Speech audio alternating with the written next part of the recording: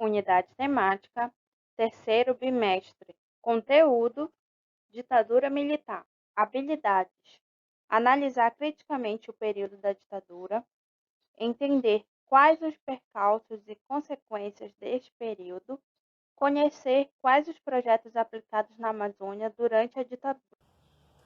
Olá, nono ano, como vão? Eu espero que todos bem.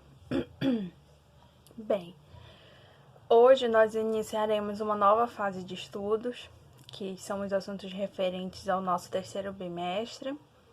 O assunto de hoje é a ditadura militar. É um assunto bem delicado, por isso que eu resolvi dividir ele em 4 partes. A primeira parte será hoje, no caso, esta aula, né?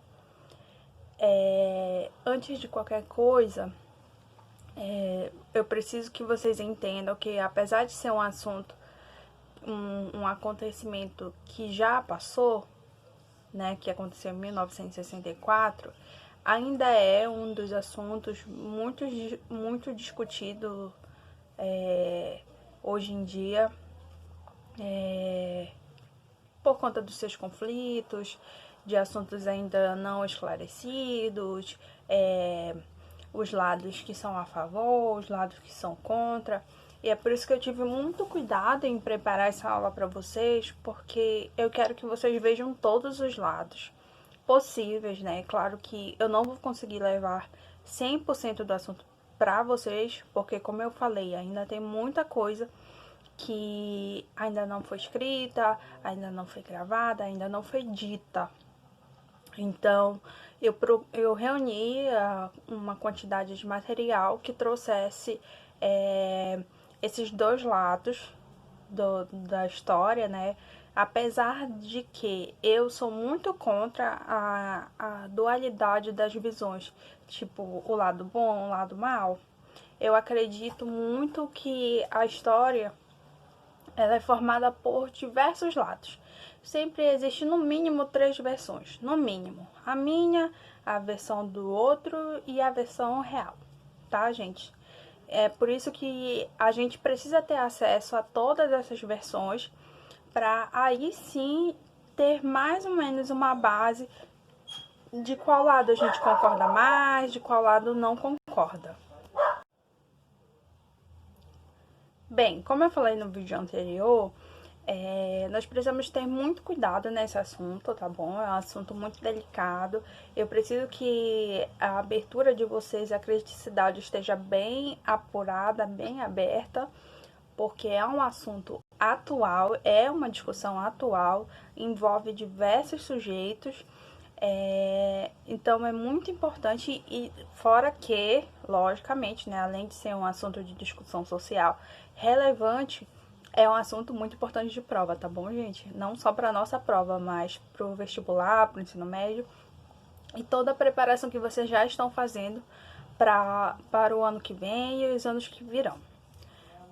Antes de qualquer coisa, nós precisamos entender o contexto para aplicação desse regime político que se estendeu social e econômico também, não só no Brasil, mas no mundo, né? As coisas acontecem lá e reverberam pro nosso continente, pro nosso país. Bem, o contexto é de Primeira e Segunda Guerra Mundial e Guerra Fria. Essas guerras vocês verão com mais profundidade na disciplina de história, tá, gente? Mas, resumindo para vocês, após o fim da Segunda Guerra Mundial, em que muitos países ficaram com sua economia abalada, enquanto que os Estados Unidos conseguiu aumentar o seu capital, porque foi ele que ofereceu auxílio a esses países que se prejudicaram com a guerra, né? Então ele cresceu bastante, o capitalismo cresceu, as ideias de direitos iguais, direitos sociais, ao mesmo tempo se espalhavam pela Europa.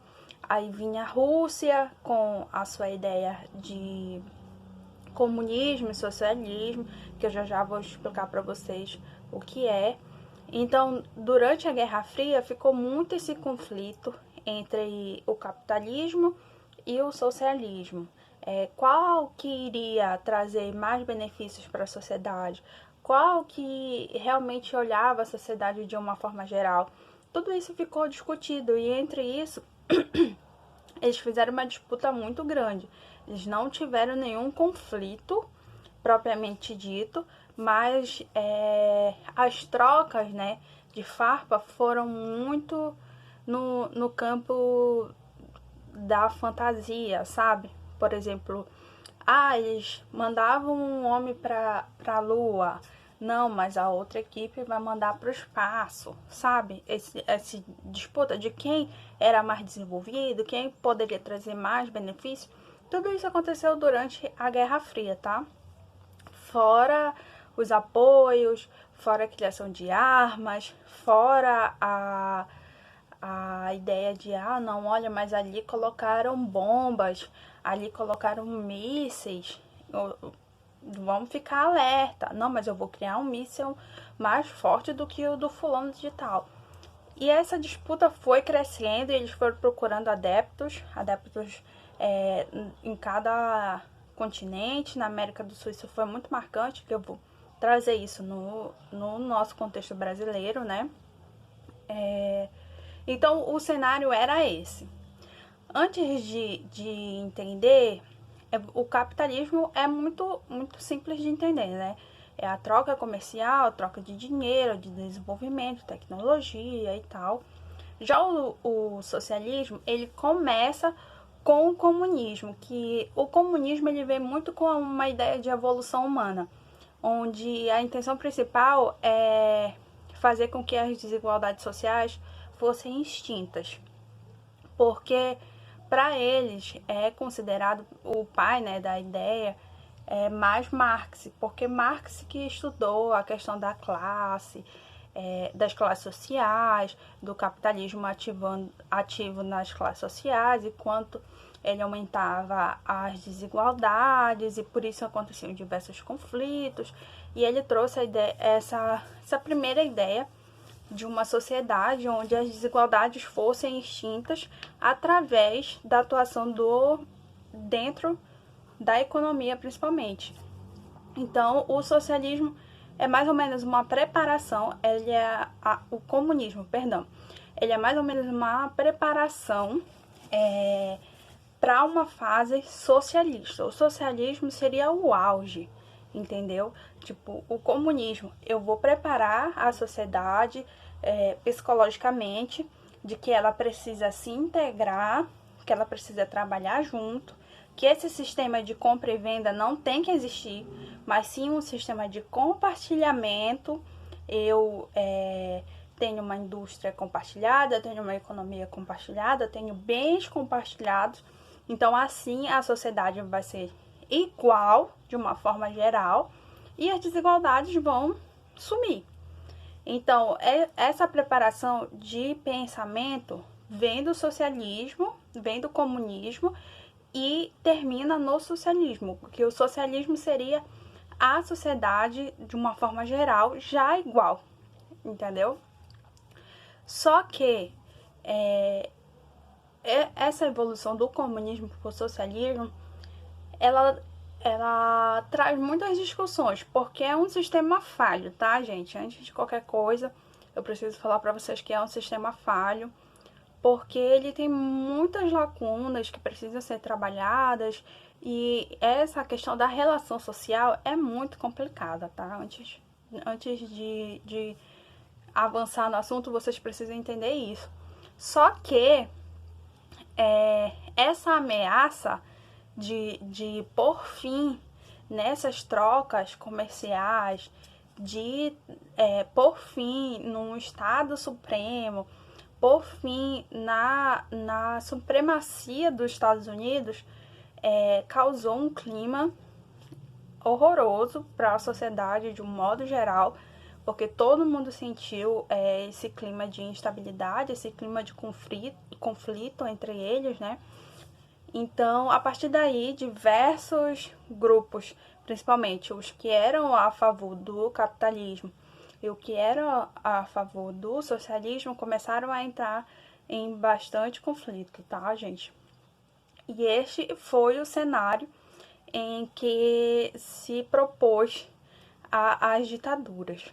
É importante vocês entenderem que a ditadura não aconteceu só aqui no Brasil, tá? Ela aconteceu em diversos países e cada país tem uma característica sua própria sobre de como atuou, mas de um modo geral, a ditadura vem muito de um grupo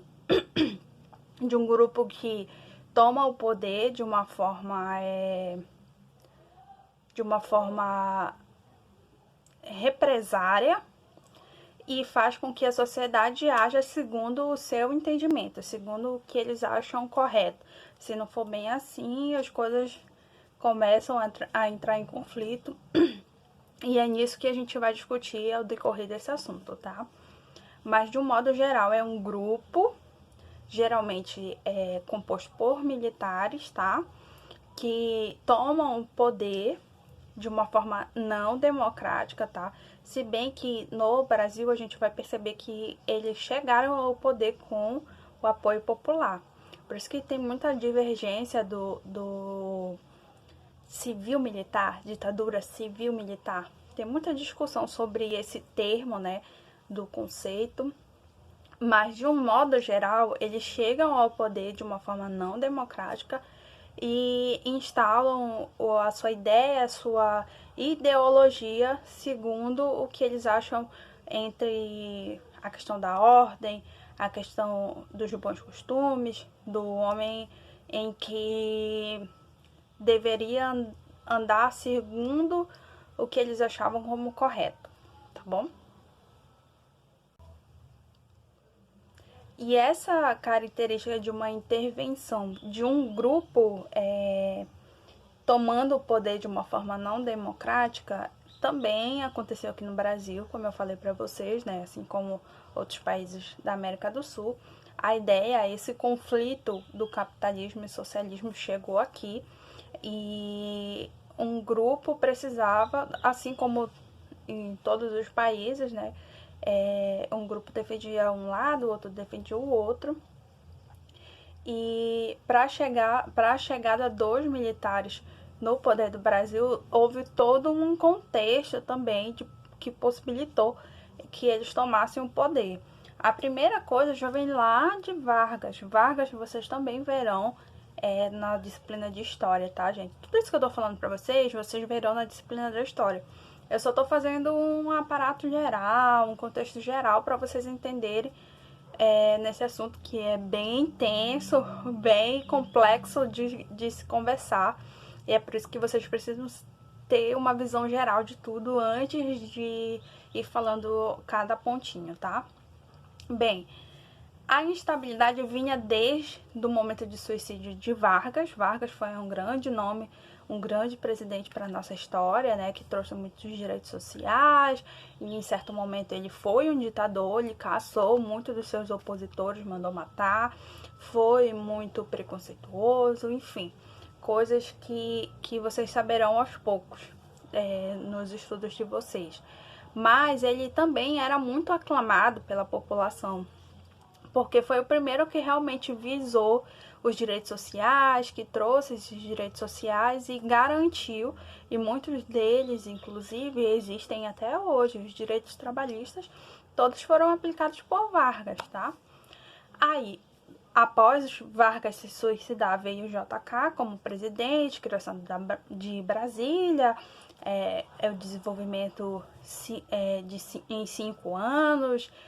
Aí, logo depois, uma coisa muito importante, que é um sujeito que estava próximo tanto de Vargas quanto do JK, que foi o Jango, que ele foi ministro de JK e ele era amigo próximo do Jango. Todos eles, é importante vocês entenderem, eles tinham uma linha de pensamento muito próxima e sempre estavam trabalhando junto, tá, gente? E é por isso que o outro grupo, né, o grupo opositor, sempre teve um olhar muito firme em relação a eles, de que como eles estivessem criando um complô, realmente. Aí temos Jango próximo de JK e Vargas sai JK e é eleito o Jânio Quadros em 1960. Só que o vice de Jânio Quadros é Jango. Jânio Quadros e Jango principalmente, ele sempre foi acusado de ser um defensor desse grupo que defendia o comunismo, tá, gente? Defendia a implantação do socialismo, dos direitos iguais, e que ele queria trazer a instabilidade social para o Brasil, e que ele estava querendo roubar os bens, e eles criaram todo um discurso para a população ter medo e fazer com que o Jânio Quadros renunciasse, e enquanto que o Jango estava lá na China, que é um país com uma ideologia comunista, tá? Então, todo um clima de olha lá, ele está realmente defendendo, ele é adepto às ideias do comunismo. Tá vendo, população, o que está acontecendo? É a população aí, não queremos essa pessoa aqui, eles vão criar um clima de conflito, eles vão roubar as nossas coisas, nossos bens, porque o comunismo e o socialismo tem muito disso. Não existe a ideia de propriedade. Por exemplo, não existe o meu, existe o nosso. Então, olha lá, ó, o comunismo vem pra cá e vai roubar o teu bem, vai roubar a tua casa. Tu não vai mais ter casa, a casa vai ser de todo mundo. Tu não vai ter mais um bem vai ser de todo mundo. Então a população, com medo, né, do que ia acontecer, falou assim, não, peraí, não é bem assim, vamos lá. Aí vem um grupo de militares e diz assim, ó, eu vou defender o direito de vocês. Não é bem assim.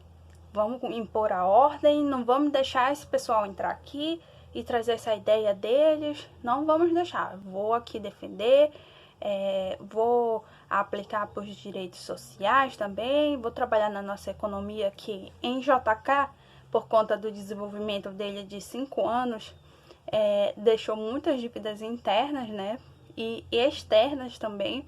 Então os militares falaram assim, não, peraí, nós, a todo esse tempo, é uma coisa até interessante vocês saberem, os militares tentavam ocupar o poder do Brasil, né, uma posição política no Brasil, desde Getúlio Vargas, tá? Eles tentaram tomar antes de Getúlio Vargas, só que Vargas conseguiu tomar na frente deles, com a ideia assim, tipo, vamos fazer uma troca de favores, vocês me apoiam e eu vou dar um espacinho para vocês, uma cadeira ali para vocês conversarem nas reuniões. Então os militares, tá bom, aceitaram a proposta de Vargas, né? Só que a gente disseram assim, não, peraí, mas não vai durar muito tempo isso não. Agora nós vamos começar a nos preparar, a estudar. E eles criaram a Escola de Guerra, que era uma preparação política, de estudos políticos, de estudos econômicos, estudos sociais, só para militares. Então, quando chegou esse período de 1960, em que estava toda essa estabilidade, eles chegaram para a população e falaram assim, não, nós seremos os defensores dos direitos sociais. E dessa vez nós estamos preparados, porque nós estudamos economia, nós estudamos a sociedade, estudamos a política e vamos representá-los, impedindo com que esse mal vermelho entre aqui. Aí a população disse, não, lógico, vamos lá, assumam. Aí foi aí que entraram os governos militares no Brasil. A gota d'água foi quando Quadros homenageou o ministro da Indústria de Cuba, Che Guevara, com a Cruz da Ordem Nacional do Cruzeiro do Sul. Com tanta pressão, Quadros acabou renunciando e assumira seu vice, que no momento se encontrava na China por ordens de Quadros. A verdade era que o Congresso também não se agradava de Jango e o impediram de tomar posse, instaurando o ato adicional, que tornava o poder do presidente só uma simbologia, e quem governava de fato era o primeiro-ministro. O ato adicional previa um plebiscito para o ano de 1965, porém, ele aconteceu 2 anos antes. Foi votado o retorno do presidencialismo no Brasil. Jango agora poderia tomar decisões como qualquer outro governante. Contudo, Tais medidas eram mal vistas pelos seus opositores políticos, empresários e militares. Goulart, por exemplo, desapropriou terras privadas às margens de rodovias e ferrovias nacionais. Mas, como já foi dito, Jango era herdeiro de projetos de Vargas e JK. Logo, sua prioridade era atender às classes de baixa renda, o que deixava a elite em pânico. Seus discursos de igualdade e educação para todos inflamavam a rivalidade entre grupos políticos de esquerda e de direita. Então, no dia 31 de março de 1964, políticos, militares e empresários se juntaram e anunciaram a deposição de Jango e partiram rumo ao encontro do presidente, que fugiu para o Uruguai. E durante mais ou menos 20 anos, representantes militares ocuparam o poder da presidência do Brasil. O primeiro, como eu falei para vocês, ele teve um apoio social, né, da população para que realmente os militares tomassem o poder. A partir dele, né, eles cortaram as eleições indiretas e passaram a ser eleições diretas. Era um grupo de militar que escolhia quem iria ocupar os próximos anos da presidência, não existia mais voto. Eles criaram também outros atos institucionais, onde teve censura, onde teve cassação de direitos militares, caça de subversivos, entre outras coisas que a gente vai ver nas próximas aulas, tá? Mas os cinco nomes principais que ocuparam esse cargo da presidência, que foi o primeiro foi Castelo Branco, o segundo foi Costa e Silva, o terceiro foi Médici. Médici é considerado o mais pesado de todos, porque foi durante o período dele em que a maioria dos atos institucionais de censura e perseguição, que eu falei agora há pouco para vocês, foram decretados, tá? O período de governo dele é conhecido como governo de chumbo, período de chumbo, sabe? Que foi o período em que mais houve repressão, mais houve caçadas, enfim, conflitos que nós veremos. O quarto, no caso, né, foi Geisel. Ele já era mais um pouco brando, porque é claro que a toda ação há uma reação. Se Médici ele apertou mais a questão da perseguição e do não aceitar qualquer divergência, né, qualquer oposição ao que ele achava como correto, Geisel já vem tentando conversar com os grupos de resistência, porque houve um conflito, inclusive um conflito armado muito próximo da gente, que foi em Conceição do Araguaia, aula também que nós teremos, tá, gente? Vocês verão que uma coisa completa a outra. Enfim, muitos grupos de resistência foram criados no período de Médici, e aí Geisel, ele já vem mais tentando conversar, mas mesmo assim ele não perde a sua característica de ditador, tá? E logo após ele vem Figueiredo. Figueiredo ele já tinha mais uma ideia democrática do fato do que de impor uma visão do correto, da ordem, sabe? O ponto alto da campanha política ditatória estava na aplicação dos seus projetos de desenvolvimento. Muitos deles nós já estudamos no bimestre passado. Eu vou até citar dois que discutimos bastante com vocês nas aulas dos grandes projetos.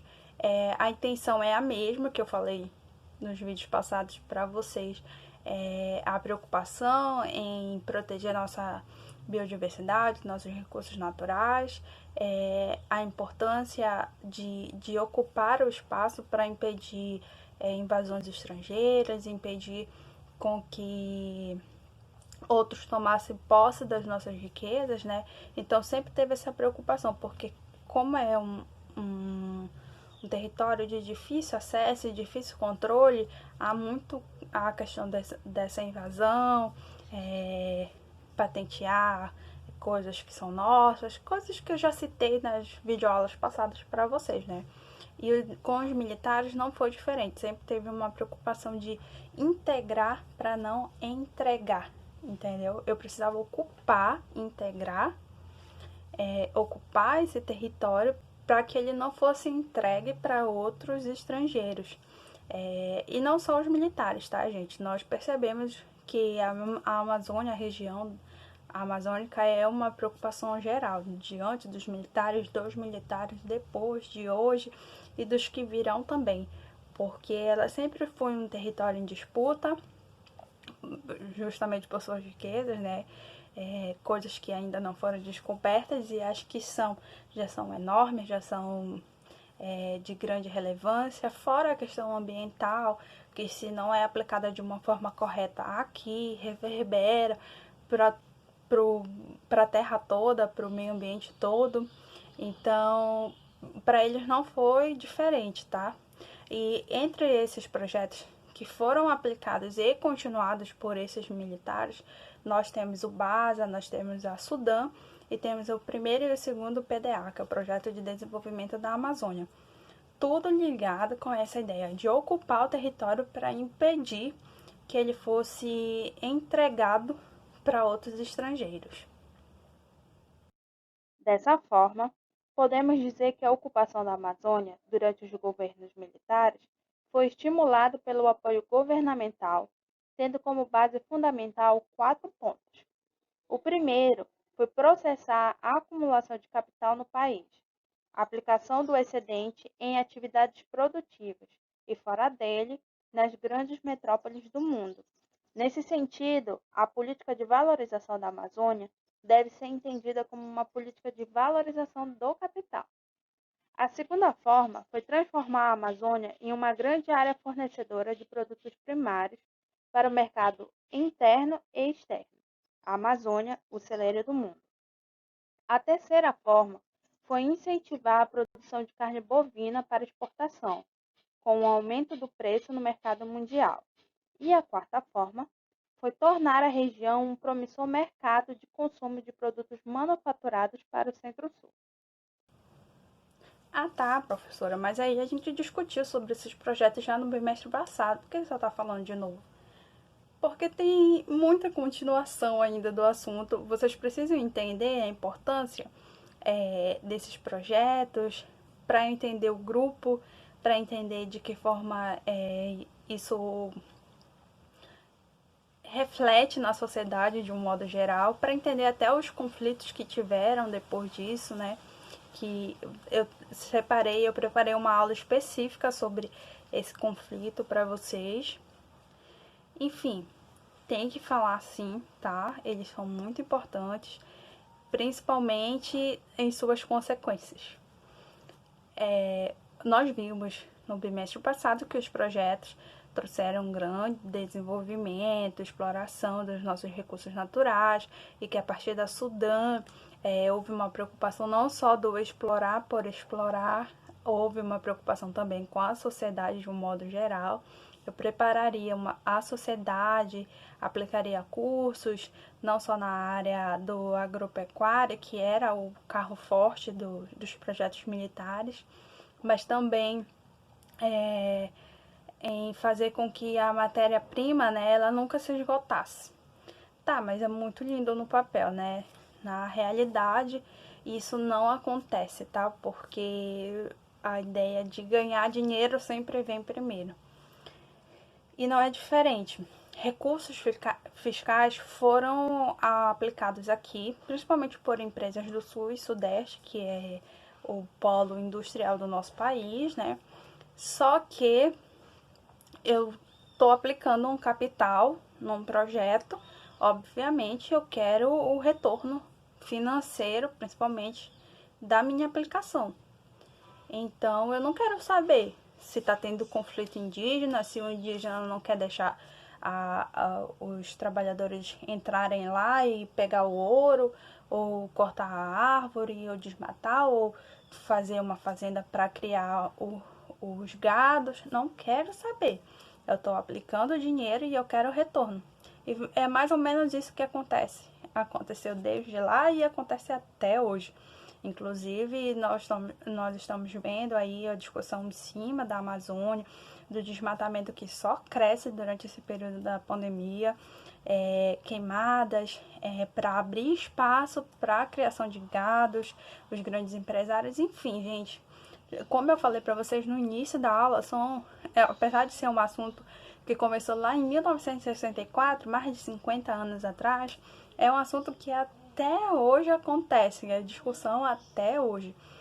O reflexo do que foi aplicado lá atrás na ideia desses projetos só crescem as consequências até hoje. E esses conflitos sociais também até hoje, muitas pessoas são mortas, são caçadas, os indígenas são mortos também, porque eles não permitem que entrem no seu território e os empresários acham que não, e há um conflito entre eles, matança, enfim, diversas coisas que nós veremos com calma, e eu peço vocês que façam leitura de jornais, se atualizem da situação em que o Brasil está passando, não só nesse período de pandemia, mas de um modo geral, né? O conflito sempre dos grandes empresários com as comunidades indígenas, com as comunidades ribeirinhas. O modelo que não deu certo. O modelo de ocupação adotado pelos militares, na sua essência, não teve o resultado desejado. Muito pelo contrário, seus efeitos foram negativos e profundos. Eles esgotaram terras e dilapidaram recursos naturais. O desmatamento pode ter provocado a diminuição da flora e da fauna.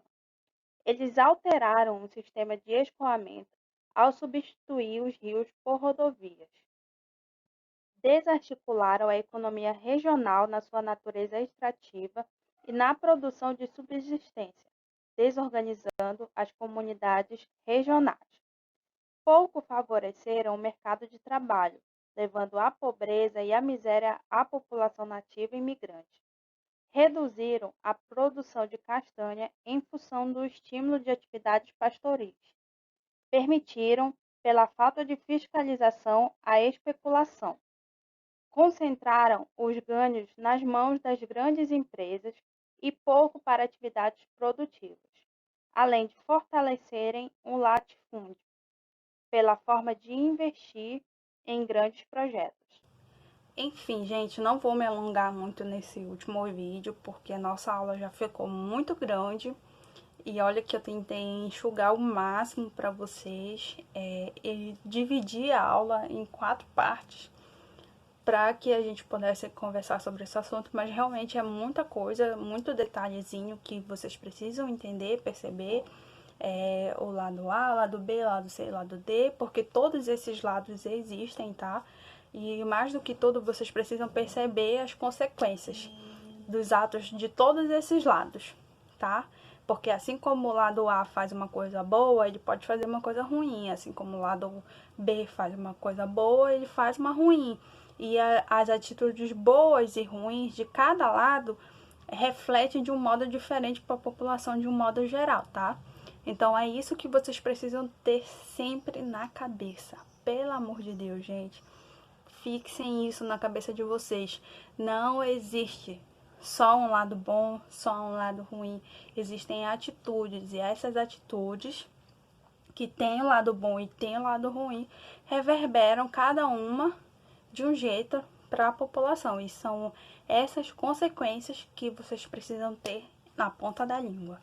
Até a próxima, gente!